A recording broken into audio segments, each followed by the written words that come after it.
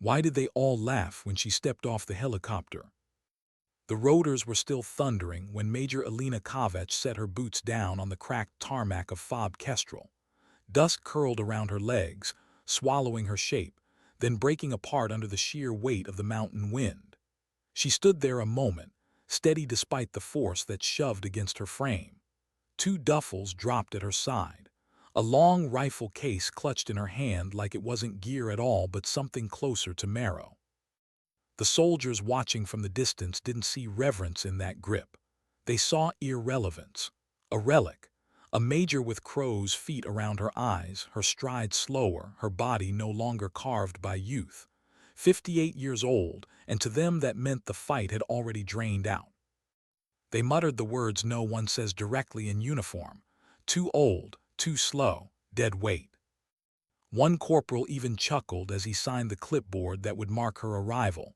No salute, no ceremony, just a casual flick of his pen and a finger pointing her toward a converted shipping container that would serve as her quarters, separated from the others, set apart, out of sight, out of mind. And yet she didn't flinch. She carried her luggage down the gravel path without complaint, without even acknowledging the sideways looks. The gravel bit at her boots. The container's steel door screeched when it opened.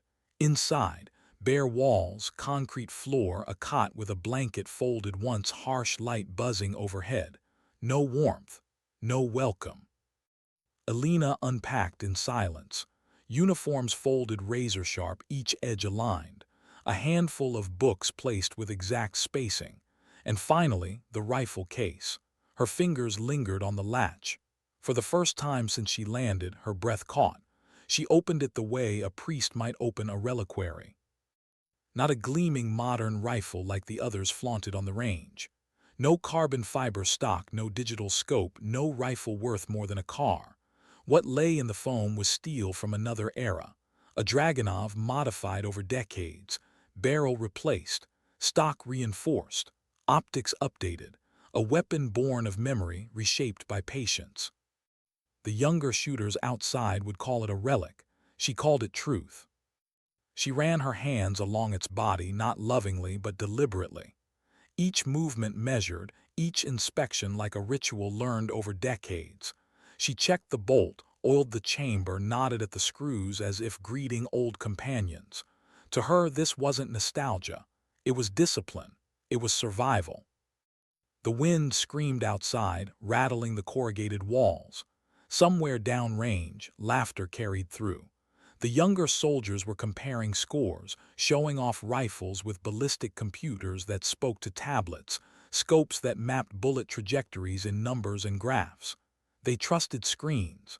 They trusted algorithms. She trusted the air, the dust, the silence between gusts. But no one here knew that yet.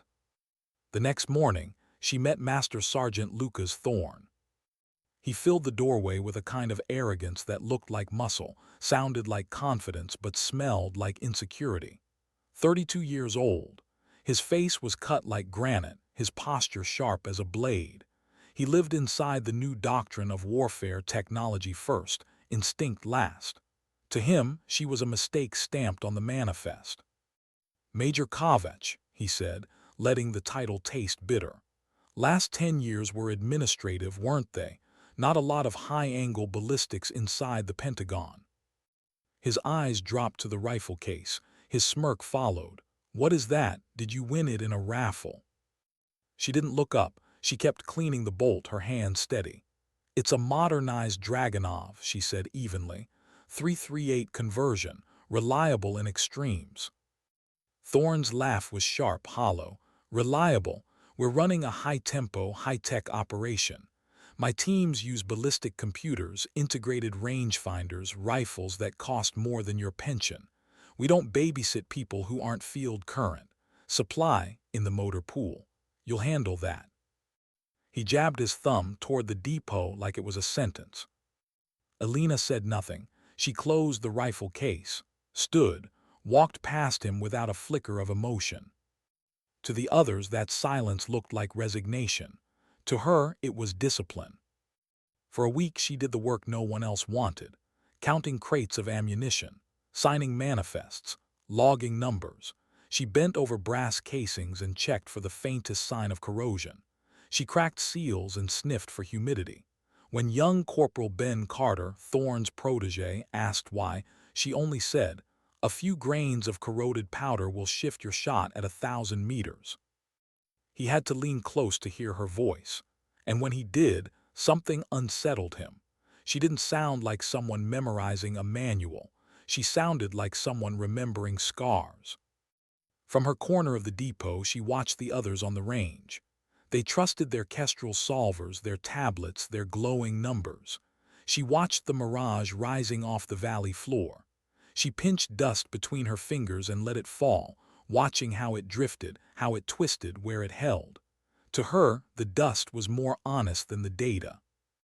Carter began noticing small things, how she'd stop mid-task and stare at a ridge, then mutter wind speeds within a degree, how she never raised her voice, never demanded attention, yet carried a calm so steady it unsettled the chaos around her. But still the base laughed, until the math in the mountains began to break. One morning the solvers contradicted themselves. Numbers jumped, spiked, then disagreed with each other. Targets that should have been hit went wide. A tracer puffed 2 feet off the mark.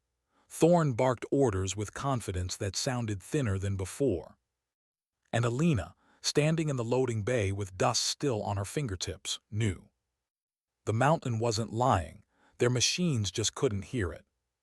That's when the intelligence ping came. A high-value target spotted in the canyon. Rooil, the insurgent leader stitching villages into rebellion. Ruthless, charismatic, dangerous. The order was simple: eliminate him before he disappeared again. Alpha Team moved into position, tech glittering, solvers feeding data. On paper it was perfect. But the mountain was not paper. The sniper fired, missed. Rooil vanished. Thorne's knuckles slammed against the console.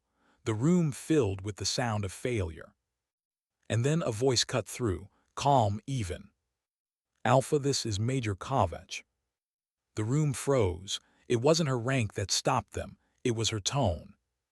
She asked for Alpha's position. She listened. She traced the canyon's contours in her mind like a sailor reading currents. She ignored the machines. She felt the wind like a weight in her chest. "Disregard the computer," she said quietly. "This is Kentucky windage, 3 gusts.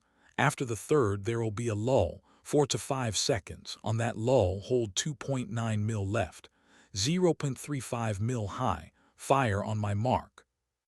The correction mocked the solvers. Too big, too strange. If she was wrong, the mission would collapse. If she was right. The silence before the shot was unbearable. 1 gust, 2 gusts, 3. "Hold," she said. "Mark fire." The rifle cracked. The target fell. Rooil's body folded on the feed, strings cut by an invisible hand. For a moment no one breathed. Then the words spread like shockwaves. HVT neutralized. Mockery evaporated. Awe took its place. Thorne stood frozen. His machines had failed. Hers had not. But Alina didn't celebrate. She didn't smile. She only set her palms against the edge of the console and listened to the mountain silence. Because she knew what the others didn't yet. One storm had passed. Another was already gathering. And it would be worse. Because legends don't surface without drawing fire. Why didn't anyone clap when the mission succeeded? The feed went silent. Rooil's body sprawled in the dust, the ScanEagle circling overhead like an unblinking witness. Alpha confirmed the kill. Voices reported the neutralization with clipped efficiency, as if wrapping the moment in sterile language could disguise the disbelief still etched across their faces. The soldiers in the room shifted on their feet. Not one celebrated, not one cheered, because deep inside they knew the truth. It hadn't been their tools, their solvers, their precision doctrine that brought the man down. It had been her voice, that correction, that impossible instinct that no computer could justify. And so the silence spread. Thorne's fist lingered against the console, knuckles white. his jaw set like granite fractured down the middle. For the first time in his career, his tools had failed him in front of his men. For the first time, someone older, slower, and supposedly obsolete had rewritten the mission with a few quiet words. He didn't speak. He didn't need to. His eyes, cold and unreadable, followed Alina across the TOC as she returned to her quiet corner. She didn't look triumphant. She didn't even look relieved. She carried herself as if she'd simply done what the mountain demanded, no more, no less. But the others noticed. They noticed how her voice had cut through the chaos like a scalpel, how she'd seen something no machine could measure, how she had called the lull, the wind, the impossible correction and been right. Respect didn't come in applause, it came in silence, in the way soldiers stepped aside when she passed, in the way Carter, the young corporal who once mimicked Thorne's swagger, now lingered near her without quite knowing why. He watched her hands when she handled her rifle, trying to memorize the way she treated steel and wood like a living thing. Thorne noticed that too. That night, long after the feed had been archived and the reports filed, he sat alone in his quarters with the mission recording glowing across his tablet. He replayed it again and again, listened to her correction, checked her numbers, matched them against logged wind data. Each time the evidence was the same. She had been right, exactly right. No margin for luck, no accident.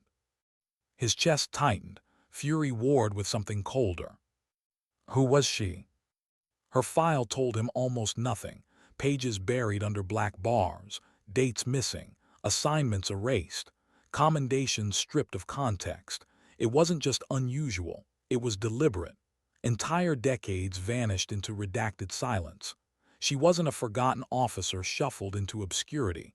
She was something the system had buried on purpose. And legends buried by institutions rarely stay buried. The whispers started small. In the mess hall, someone repeated her correction as if reciting a parable. 2.9 mil left, 0.35 high, they muttered, shaking their head. Another called it a miracle shot.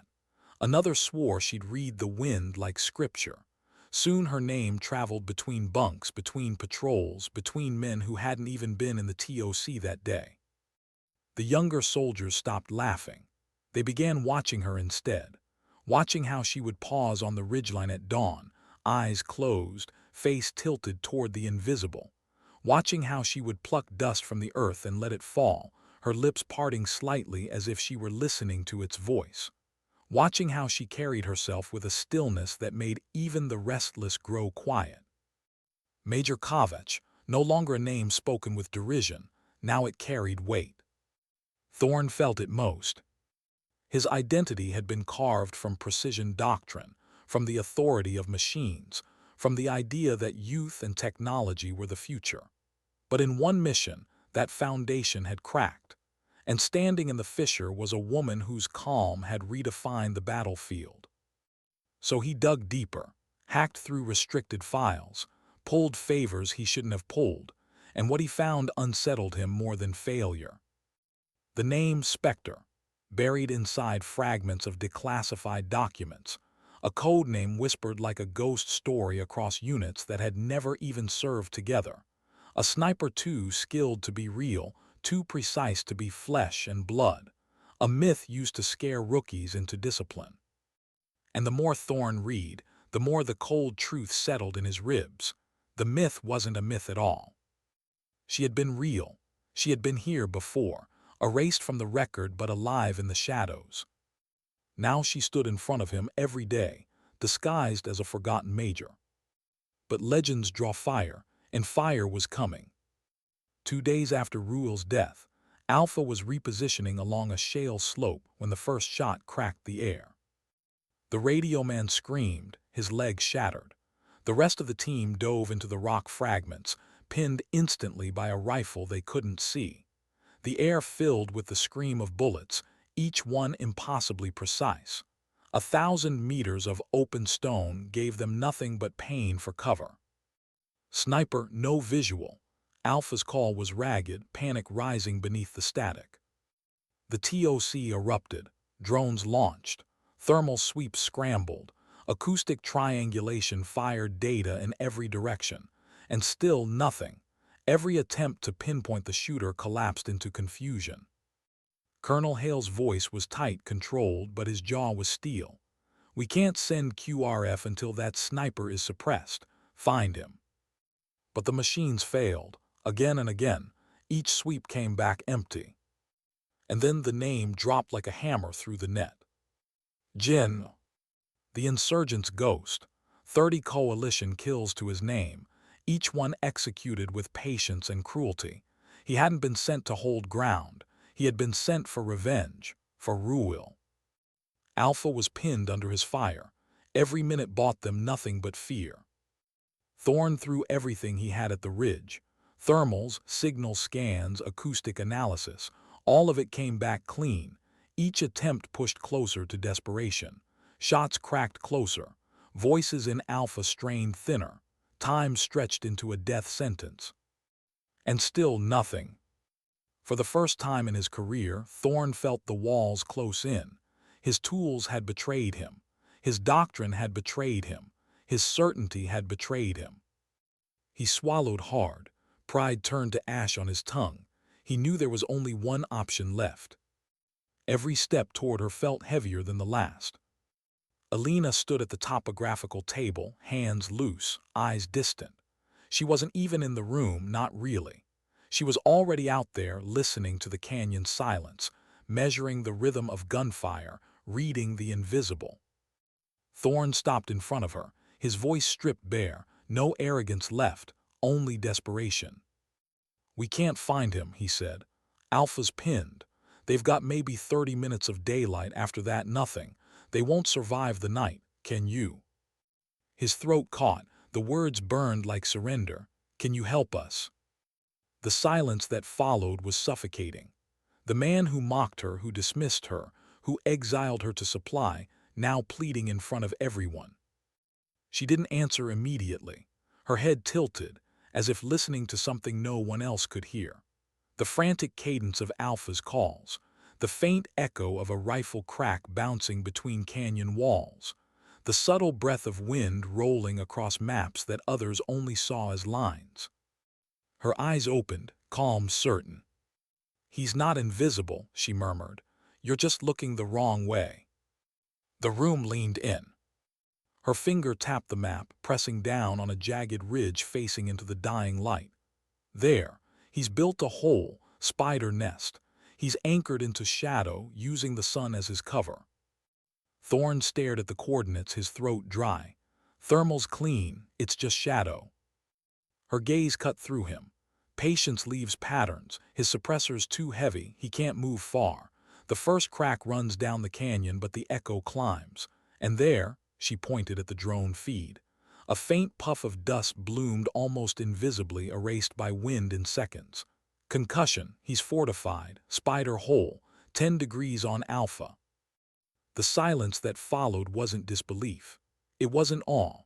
It was raw hush, the kind men can't manufacture. The hush of knowing they had been blind until someone else opened their eyes. Coordinates relayed, counter-snipers moved. And Thorn, his voice low, his certainty fractured, finally asked the question he'd been holding back since the moment she corrected Alpha's shot. "Major, who trained you?" Alina's eyes didn't waver. Her voice was quiet, unshaken. "No one you know," she said. A pause, the faintest exhale, "because I trained them." The words hit the room like steel, dropped on stone. Once, long ago, they had called her Spectre. And in that moment, every soldier understood the ghost story wasn't a myth. She was real, flesh and blood, standing in front of them.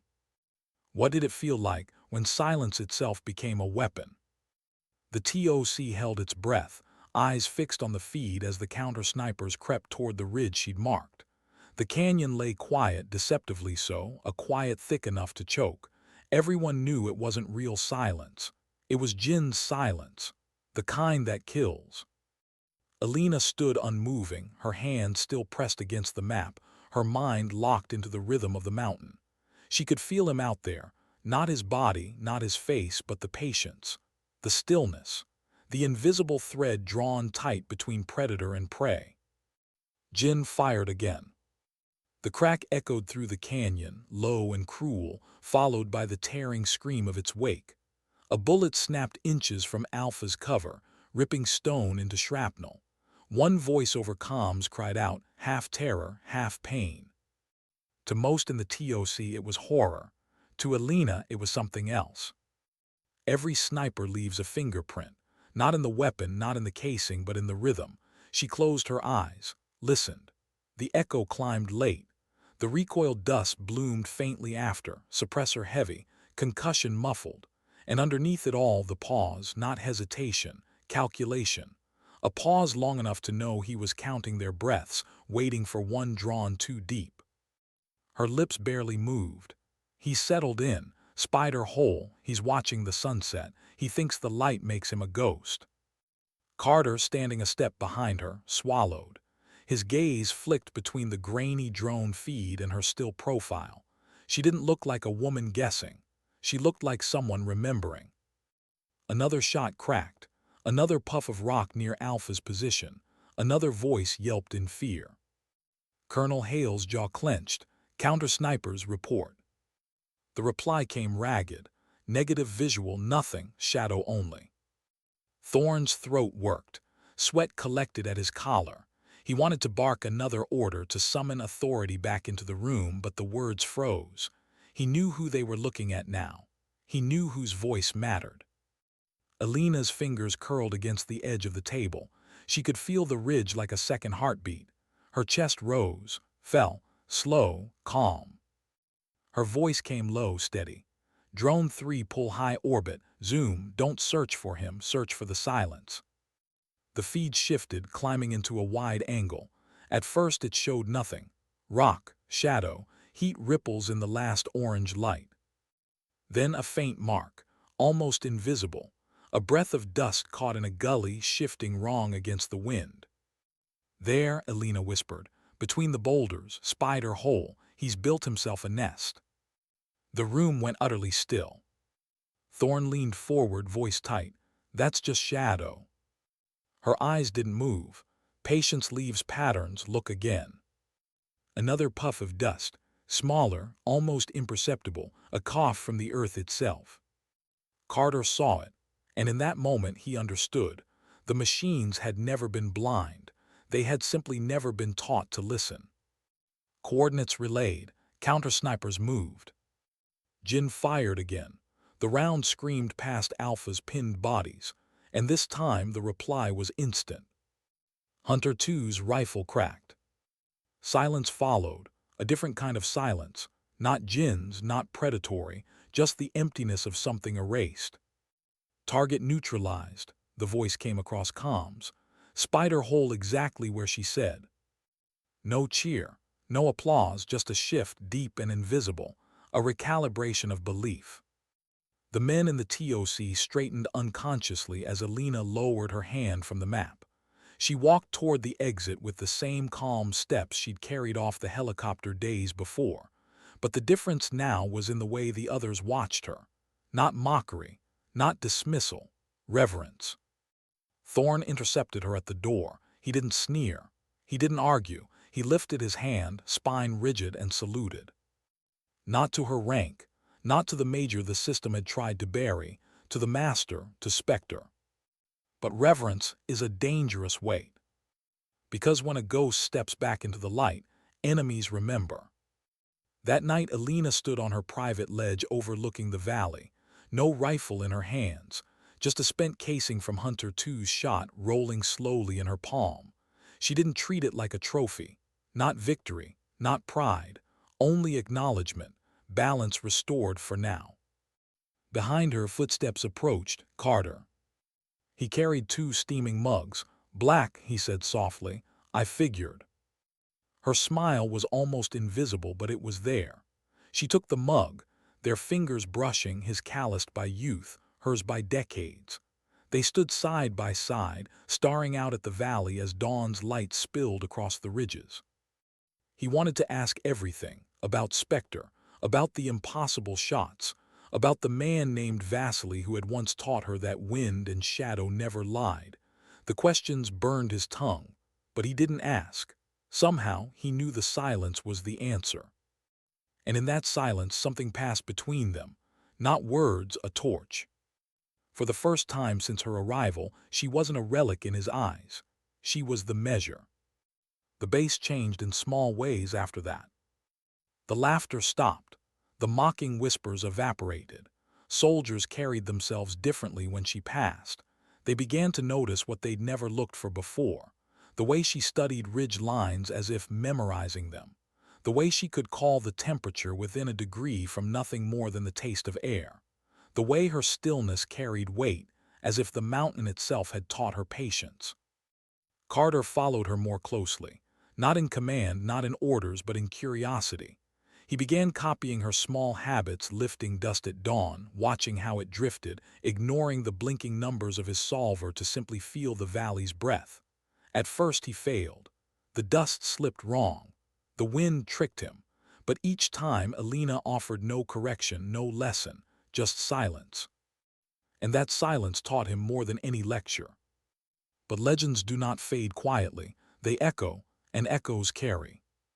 The insurgency did not collapse with Rooil's death. It sharpened. Word spread through the valleys like wildfire. The Americans had a ghost. They had resurrected Spectre. And in the world of shadows, one legend always calls another. Whispers returned from intelligence channels. Fragments of chatter. A name breathed like warning, another sniper, another ghost. But not Jinn, someone worse. Someone sent not for battle but for vengeance. Alina heard it in the way reports grew vague, in the tone of the colonel's voice when he dismissed intel too quickly. She knew before they did. The storm wasn't over. The mountain had only tested them. She sipped the black coffee, eyes narrowed toward the horizon.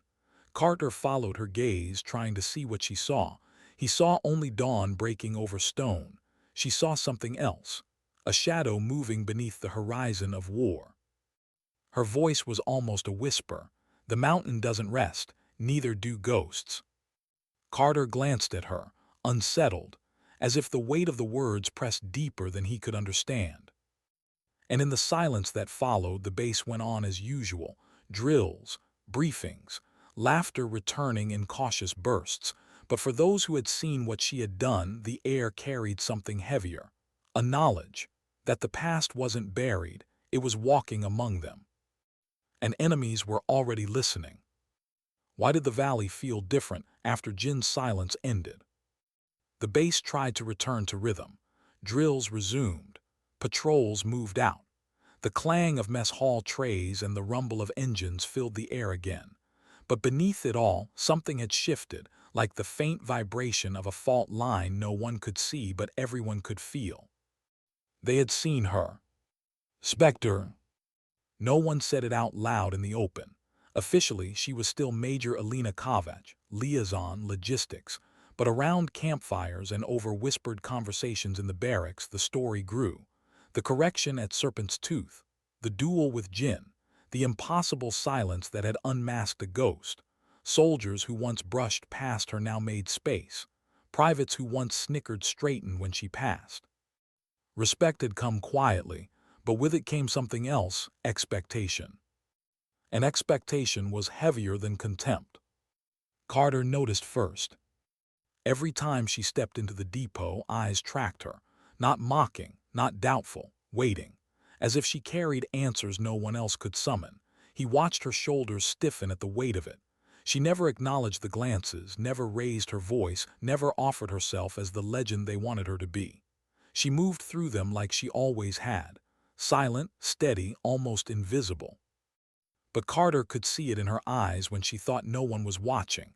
The exhaustion, the burden, the way she lingered too long over her rifle as if it were both anchor and chain. She hadn't wanted to be pulled back, not into the light, not into the whispers, not into the impossible expectation of living up to a myth. The mountain doesn't care for legends. It only demands patience. But men demand stories, and they had turned her into one. It started small. A patrol pinned by a hillside ambush requested her on comms for wind calls.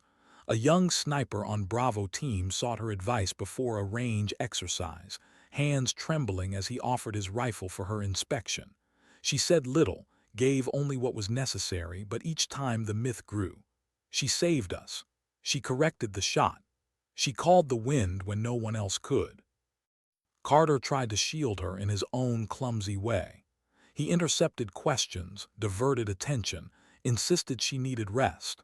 But Alina brushed past him with that calm poise, as if she had already made peace with carrying the weight. Only she hadn't, not fully.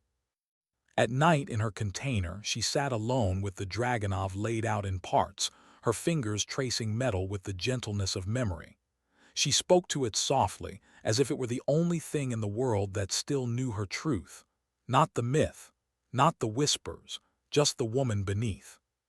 But the world beyond the base didn't care about her burden. It was already moving against her. Rooil's death had not broken the insurgency. It had sharpened it.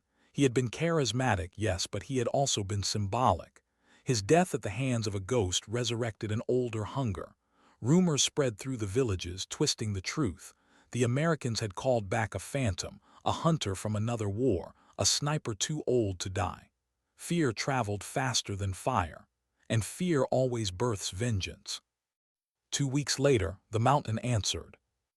The first attack came at dawn. Mortar shells screaming into the motor pool, turning vehicles into shrapnel. Alarms split the sky. Men scrambled for cover. Dust and fire clawed at the air.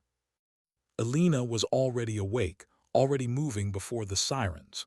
She stepped out into the chaos, her face calm, her body unshaken. Carter nearly collided with her, gear half-fastened, panic rushing through him like blood. "Major," he began, but stopped. She wasn't running for cover. She was standing still, watching the arc of smoke trails as if they were handwriting on the sky.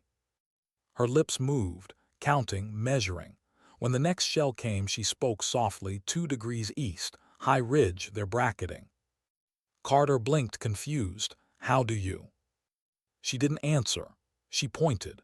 And when the counter-battery radar spun seconds later, its reading matched her exactly.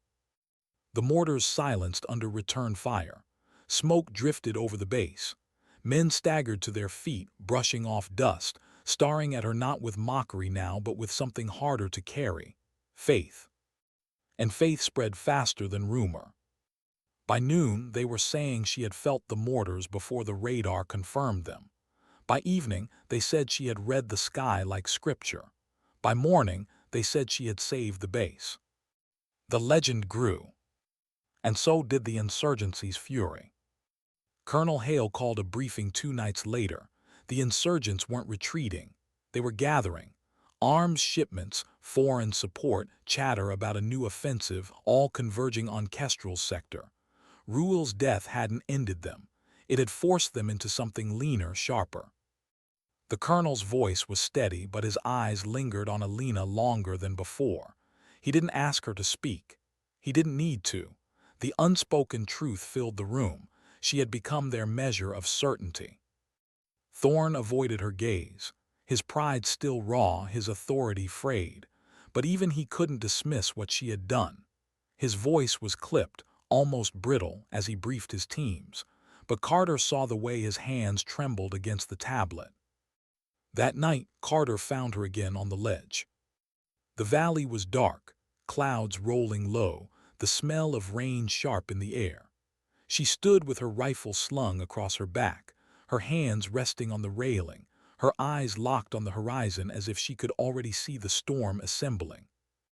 "Why do you always come here?" Carter asked quietly. She didn't look at him. "Because the mountain doesn't lie, men do, machines do. But the mountain," she paused, her voice trailing, soft as wind, "it always tells the truth, if you're willing to listen." He hesitated. Then, almost against his own fear, he asked, "And what truth is it telling you now?" Her shoulders rose, fell, slow, heavy. "That this isn't over, that I should have stayed buried." Carter swallowed. He wanted to protest, to tell her she belonged here, that they needed her.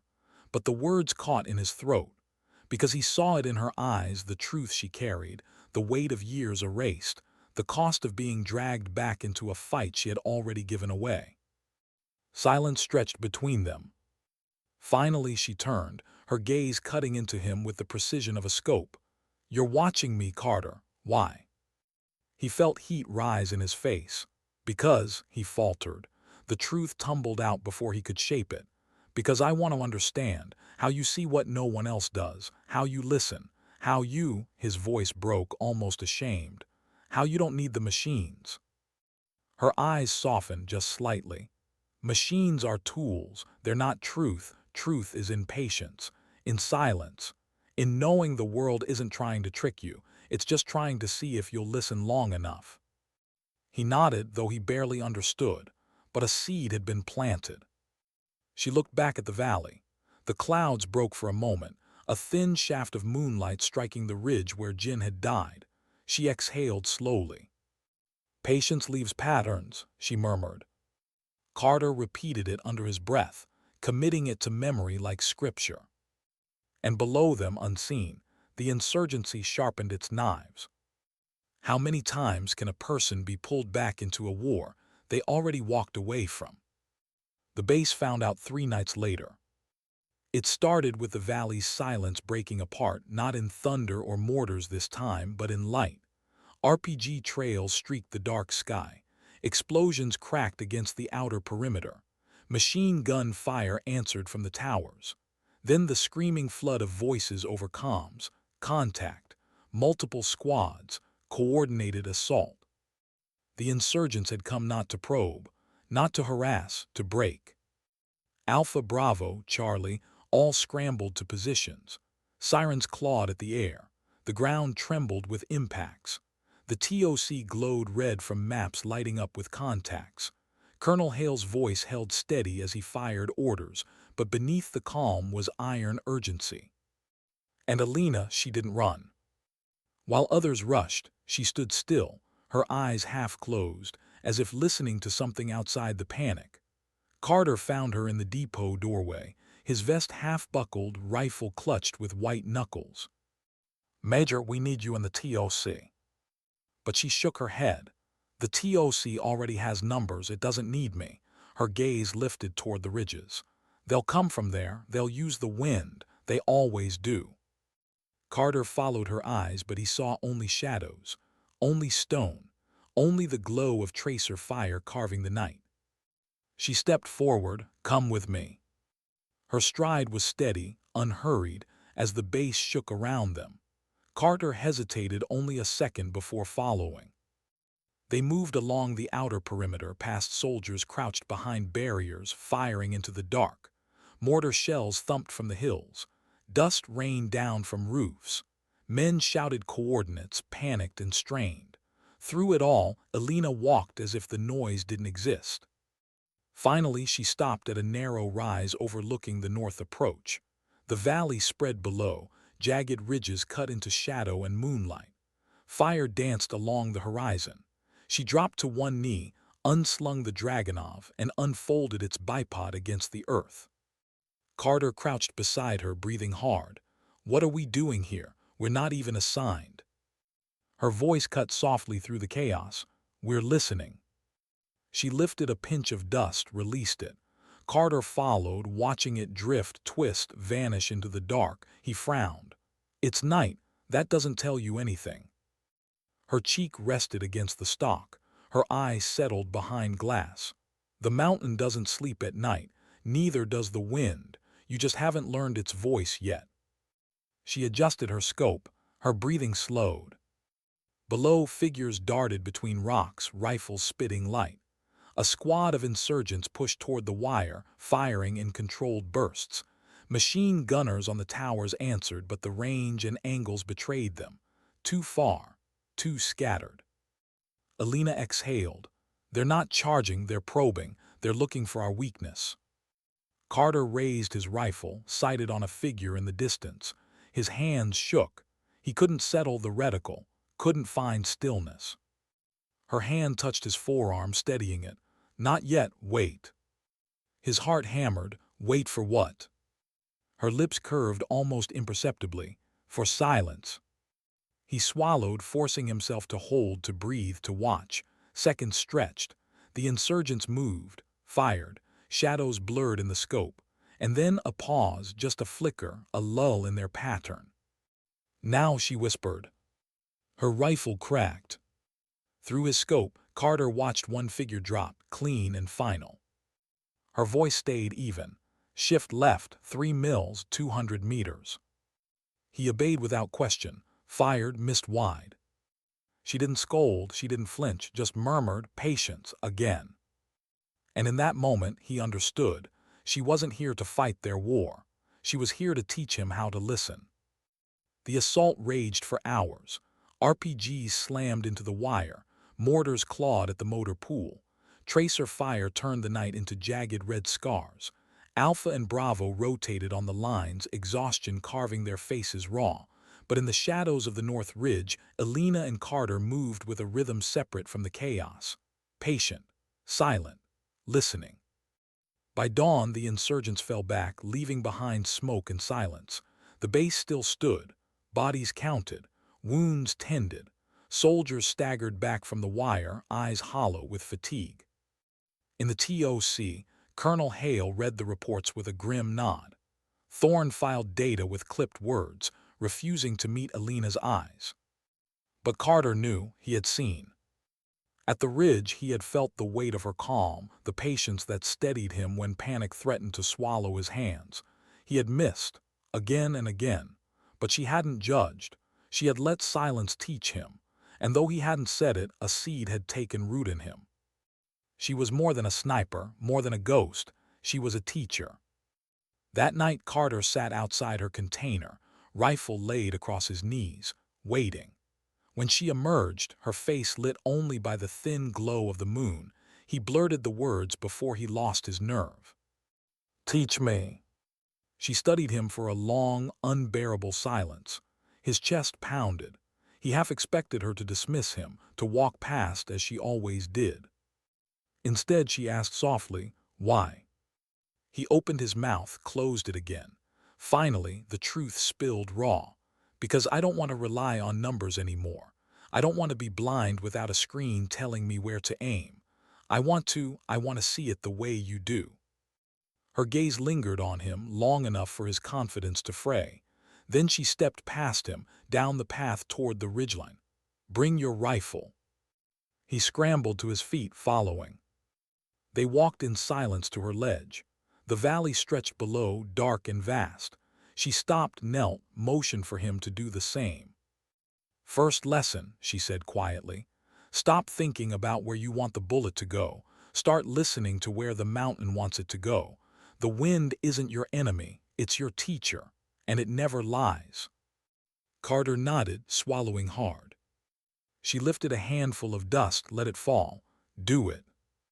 He mimicked her, clumsy at first, watching the particles drift, uncertain what he was supposed to see. His frustration burned, rising in his throat. It's just dirt. It doesn't mean anything. Her voice came low, unshaken. It means everything. The question is whether you're patient enough to hear it. Silence stretched. Only the wind spoke. And slowly, painfully, Carter began to see what she saw. Not numbers, not graphs, just patterns, tiny shifts. The way dust twisted wrong, the way it hung for a heartbeat, the way it told a story the machines ignored. He lowered his hand, breath caught in his chest. It's alive. Her eyes softened. Now you're listening. The lesson stretched long into the night. Patient, repetitive, no shortcuts, no lectures, just silence, dust, breath, wind. By dawn, his eyes stung, his body ached, but something in him had changed. He had glimpsed the truth she carried, the truth she had buried for decades. And he understood something else, too. She wasn't teaching him just to shoot. She was teaching him how to endure. But outside their quiet circle, the insurgency wasn't done. The failed assault had cost them bodies, yes, but it hadn't cost them resolve. Rooil's death still burned. Jin's silence still echoed. And in the caves beyond the valley, men whispered a single name like a curse. Spectre.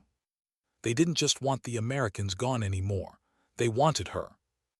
And they would stop at nothing to drag her ghost into the open.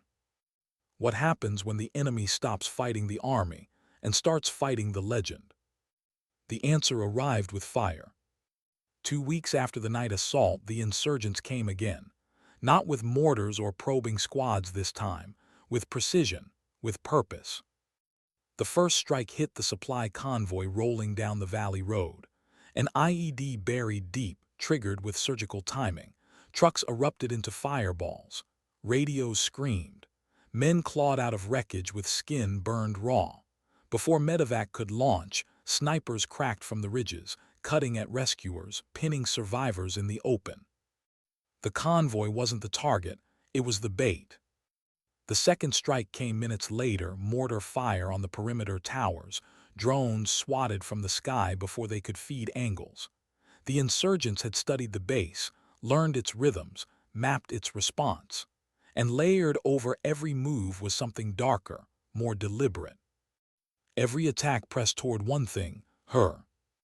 Alina felt it the moment the first IED went off, not because she was in the TOC when the reports poured in, because she could sense the pattern, the timing, the rhythm. She had lived long enough in shadow to know when a fight wasn't against soldiers, it was against a name. Spectre. They weren't just retaliating, they were hunting her. Carter caught the look in her eyes as she scanned the reports. It wasn't fear, it wasn't pride, it was recognition, as if some old ghost had tapped her shoulder and whispered, "You can't bury what you once were, not while the world remembers." The colonel barked orders, dispatching QRF, scrambling counterfire. Thorne rattled data into his tablet, his voice clipped, brittle, trying to force certainty into chaos. But Alina stood still at the edge of the room, silent, her eyes narrowing at the maps. She murmured almost to herself, "They're not attacking us, they're calling me out." Carter heard, his chest tightened. That night the insurgents didn't relent. Small arms fire peppered the wire. RPGs cracked against the towers. Each time the defenders pushed them back, another wave pressed. It wasn't a full assault. It was harassment, pressure, like a predator circling, testing the edge of the herd. In the barracks, men muttered the same fear. They want her. They're hunting Spectre. By morning, fatigue carved lines into every face. Soldiers slumped against walls, eyes hollow. The base smelled of smoke, cordite, sweat. And Alina, she stood on her ledge at dawn as if the chaos of the night hadn't touched her at all.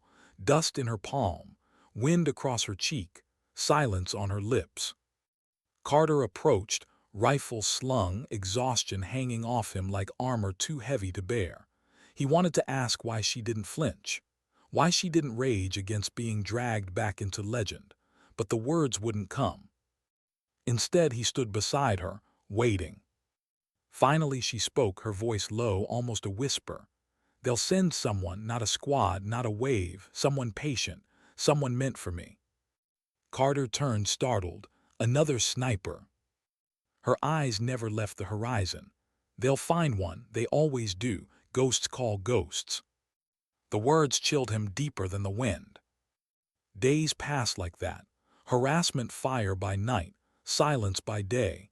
The insurgency wasn't trying to break the base anymore. They were trying to bait her, to draw her into the open. And she knew it. Each night she laid the Dragunov across her cot, stripped and cleaned it with hands too steady for a woman carrying so much weight. Carter sat nearby, watching, learning in silence. Sometimes she spoke, a fragment, a lesson. "Don't chase the shot, let the shot come to you. Mirage lies if you look at it too long. Glance, trust the drift, not the shimmer. Patience isn't waiting, it's listening." Carter absorbed it all, his notebook filling with scribbles, his mind chasing every thread. But what he learned most wasn't in her words. It was in her silence. The way she let absence teach. The way she let failure bruise without softening it. The way she expected him to endure, not succeed. She wasn't teaching him to shoot. She was teaching him to be still. But silence couldn't hold forever. On the fourth night, the trap sprang. A patrol returning from the valley never made it to the gate. A shot cracked the dark. One man went down. Another screamed, pinned in the open. The patrol dove for rocks, but the fire didn't let up. It wasn't harassment anymore. It was precision. A sniper, patient, ruthless. The radio carried the panic. No visual. He's got us pinned. 50 meters from the wire. We can't move. The TOC roared to life. Drones scrambled. Thermal feeds flashed. Thorne's voice cut sharp, rattling coordinates that contradicted each other. Acoustic triangulation failed again. The base had the same sickness as before, blind. Carter turned toward Alina. She was already moving. Her Dragunov slung over her shoulder, her boots steady on the gravel. He scrambled to follow. Major.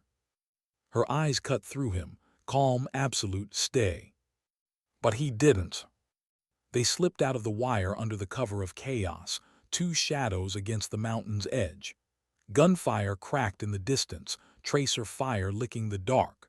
The patrol lay pinned, voices desperate over comms. Carter's lungs burned as they climbed, his hands slick with sweat. Alina moved ahead of him like the mountain had carved her path centuries before. Her silence was heavier than the noise around them. Finally, she dropped to her stomach on a rise overlooking the valley, unslung the Dragunov, settled into the earth like it was her home. Carter collapsed beside her, chest heaving. Where is he? I don't see. Her hand lifted, silencing him. She pinched dust, released it, watched it drift. Her cheek pressed to the stock, her breath slowed. And then she spoke. Spider Hole, East Ridge, using the moon at his back, patient, too patient. Carter squinted, scanning. He saw nothing but rock and shadow. How can you? Her finger tightened on the trigger. The crack of her shot split the night. A beat later, silence. Then a figure slumped out of shadow, rifle tumbling from his hands. The patrol scrambled to safety, voices shouting thanks into the comms. The base exhaled in relief. Carter stared at her wide-eyed. How did you see him? Her eyes stayed in the scope. Her voice was soft. Because he made the same mistake I once did. He believed he was the only ghost on this mountain. She rolled off the rifle, stood, slung it back over her shoulder. The mission was done. The patrol was safe, but her shoulders sagged as if the shot had cost her more than a bullet. Carter rose beside her, confused. You saved them. Why do you look? Her eyes met his, tired, wounded though not by battle. Because every time I fire, I kill another part of the silence I fought so long to keep. The words hollowed him. He didn't know how to answer, didn't know how to tell her the truth, that she wasn't just saving soldiers, she was shaping him too. That he was already carrying her silence forward in ways he couldn't explain. They walked back to the base in silence. By the time they returned, the whispers had already spread. Spectre had hunted another ghost, another sniper erased. The legend had grown larger, louder. And Alina Kovac, the woman beneath the myth, felt smaller than ever. What happens when an entire war bends itself around one person? The valley answered before dawn. The first rumble shook the mountain like distant thunder, but it wasn't weather. It was trucks, dozens of them. Engines growling across dry stone, headlights blacked out, carrying fighters and weapons toward Kestrel's gates. Drones caught glimpses, convoys snaking through canyons, mortar tubes strapped to pickups, heavy machine guns braced on the beds, not probing anymore, not sniping. This was everything they had thrown at one mountain. The alarms wailed. Sirens split the pre-dawn stillness. Men tumbled out of bunks, fumbling for gear. The base roared awake, adrenaline snapping bones into motion. Colonel Hale's voice cut across the net. Full assault incoming. All units to defensive stations. This is it. And underneath that order, whispered across barracks and bunkers, another truth spread. They weren't here for the base. They weren't here for supplies. They were here for her, for Spectre. The insurgents wanted to kill a ghost. Alina knew it the moment the alarms began. She sat on her cot, her Dragonov already assembled, her hands steady even as the earth trembled with distant detonations. Carter burst through the door, breathless, vest half-buckled, rifle clutched. "They're throwing everything at us," he gasped. She rose slowly, strapped her rifle to her shoulder. Her voice was calm. "Of course they are. They believe legends end in fire." His throat worked dry. "And do they?" Her eyes lingered on him for a long beat. "Only if they let the fire define them." Outside, the mountain shook. Mortar shells arced overhead, exploding against the motor pool. RPGs screamed against the wire. Machine gun fire rattled from towers. The ground trembled with impacts, dust falling from rooftops. The night shredded into chaos. Thorne barked orders at Alpha, his voice raw with strain. Bravo scrambled to reinforce the east perimeter. Charlie shifted to cover the motor pool.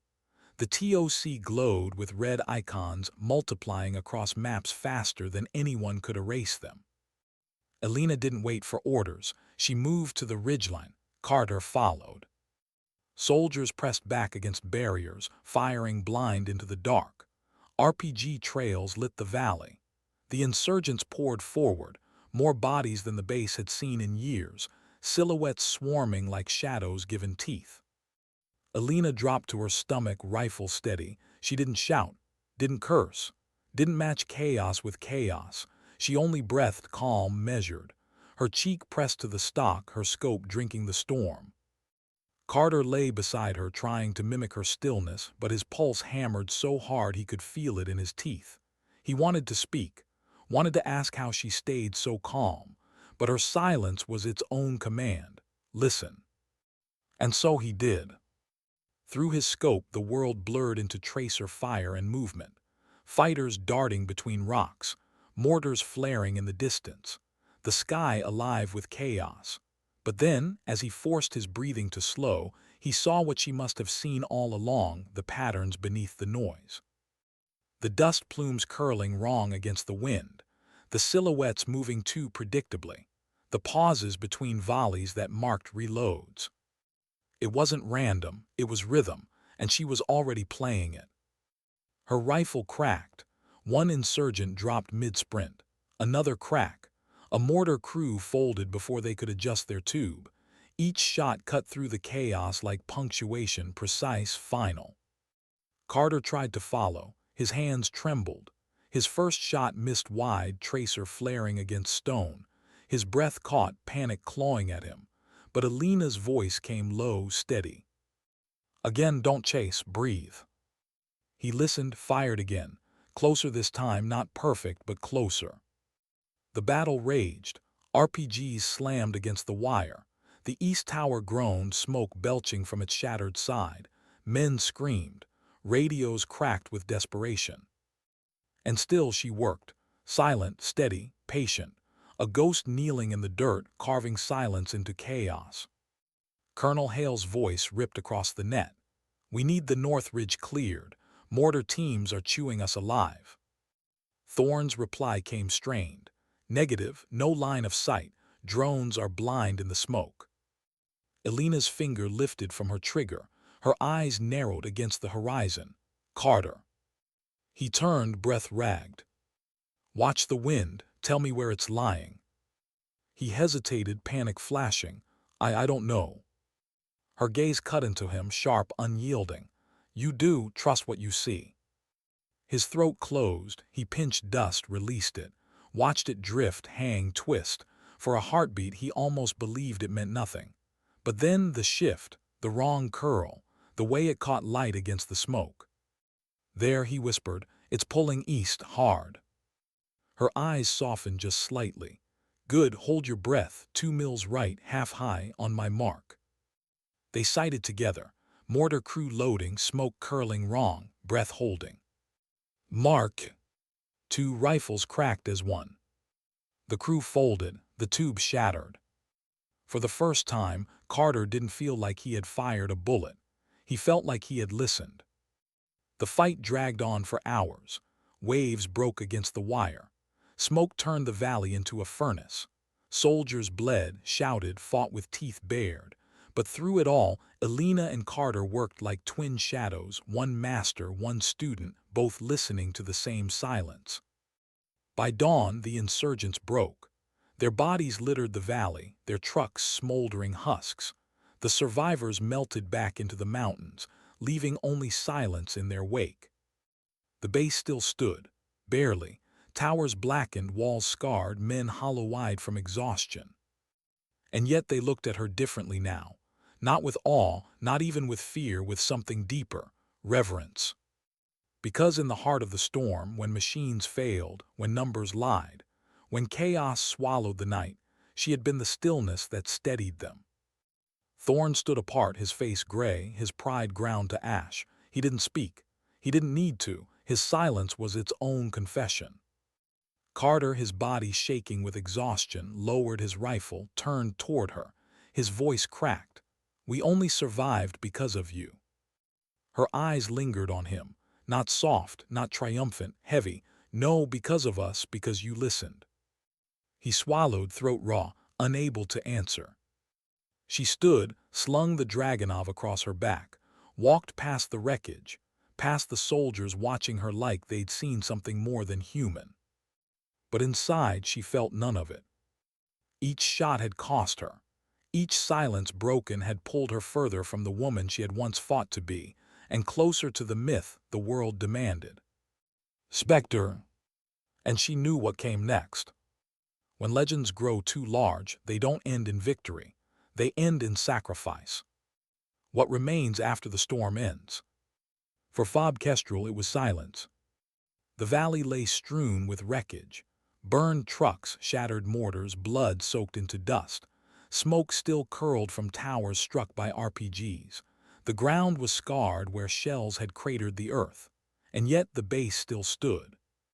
The men walked like shadows, moving among rubble, collecting what was left. Medics carried stretchers. Engineers patched wire. The scent of cordite and charred metal hung over everything. And through it all, soldiers' eyes followed her. Elena Kovac, Major Spectre, legend. They didn't laugh anymore. They didn't dismiss her. They looked at her as if she were something more than flesh and bone, something carved out of the mountain itself. Reverence, respect, even fear. But she didn't feel any of it. Inside she carried only weight. Each shot she had fired pressed against her ribs like stone. Each silence she had broken hollowed something deeper. She hadn't wanted this. She hadn't come to Kestrel to lead, to be seen, to become myth again. She had come to disappear, to bury herself in logistics and supply manifests, to fade into the quiet of years gone by. But ghosts don't rest just because they want to. Carter found her at the ledge again, the same place she always went when the noise was too much. Dawn spread across the ridges, washing the world gold. She stood with her rifle slung, her hands resting on the railing, her face still. He approached carefully, his boots crunching softly on stone. He carried 2 mugs of black coffee, steam curling into the cold morning air. He offered one wordlessly. She accepted without looking, her fingers brushing his just long enough for the warmth to pass between them. They stood in silence for a long time. Finally he spoke, his voice raw from exhaustion. "You saved us, all of us. The Colonel, Alpha, Bravo, everyone, they're alive because of you."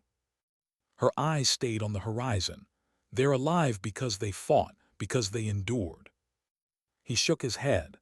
"No, because you listened when no one else could, because you taught me to." That made her glance at him, her gaze steady, unreadable. "You think one night on a ridge makes you ready." He flushed. "No, but it made me understand. The machines, the solvers, they see data, you see truth. And now I know how to start looking for it." She studied him for a long moment, the silence stretching. Then, almost imperceptibly, she nodded. "You're beginning to hear." He swallowed, his throat felt dry. "Then teach me everything." Her lips curved, not into a smile, but into something smaller, sadder. "I can't teach you everything. No one can. The rest you'll have to learn in silence." He wanted to protest, to demand more, but he didn't. because he heard the weight beneath her words. Below them, the base stirred back into life. Reports filed, casualties listed, drones circling overhead again, scanning for remnants of the retreating force. The war hadn't ended. It never did. But the storm had broken, at least for now. Thorne approached them later that morning. His face was pale, his uniform dust-stained, his pride stripped away. He stopped in front of her, spine stiff, his jaw locked. For a long moment he didn't speak. Then, with effort that looked like pain, he raised his hand and saluted. This time not out of mockery, not out of obligation, but out of recognition. His voice was low, hoarse. "Respect, Major." She returned the salute with a small nod. No triumph, no victory, just acknowledgement. And Thorne walked away, his silence saying more than words ever could. In the days that followed, Carter noticed something shifting. The soldiers moved differently, straighter, calmer. They didn't rely on their tablets as much. He even caught one young marksman lifting dust into the air, eyes narrowing the way Alina always did. Her habits had begun to spread, whispered into practice, passed hand to hand like contraband truth. Legends don't spread because they're told. They spread because they're witnessed. But Alina remained the same, quiet, disciplined, unmoved by the reverence swirling around her. She carried herself not like a hero, but like a soldier doing her duty. And when Carter asked once why she never embraced what they said about her, her answer was simple.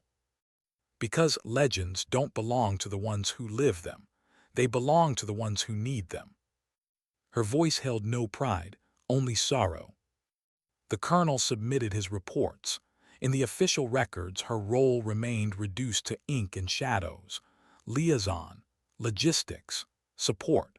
The truth of what she had done would never be written.